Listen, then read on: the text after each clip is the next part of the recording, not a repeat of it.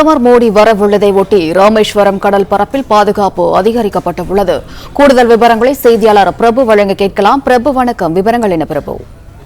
வரும் 6ஆம் தேதி பிரதமர் நரேந்திர மோடி பாமன் புதிய பால திறப்பு விழாவிற்கு வருகை தருவதை அடுத்து மண்டபம், தங்கச்சி மடம், பாமன், ராமேஸ்வரம் உள்ளிட்ட பகுதிகள் அனைத்திலுமே 5 அடுக்கு பாதுகாப்பு போடப்பட்டு பாதுகாப்பு பிரிவு அதிகாரிகள் பாதுகாப்பு வளையத்திற்குள் கொண்டு வந்துள்ளனர். ஒருபுறம் பிரதமரின் சிறப்பு பாதுகாப்பு பிரிவு அதிகாரிகள் பாமன் பாலத்தில் நடைபெறும் அந்த நிகழ்ச்சி தொடர்பான ஒத்திகையில் ஈடுபட்டு வரும் நிலையில் கடல் பகுதிகளில் தற்போது பாதுகாப்பு ஒத்திகை நடைபெற்று வருகிறது. குறிப்பாக மண்டபத்தில் உள்ள இந்திய கடலோர காவல்படைக்கு சொந்தமான ஓவர்கிராப்ட் மற்றும் ரோந்து கப்பல்கள் வடக்கே பாத் ஜலசந்தி மற்றும் தெற்கு மன்னார் வளைகுடா கடற்பகுதியில் தற்போது பாதுகாப்பு ஒத்திகையில் ஈடுபட்டு வருகின்றன.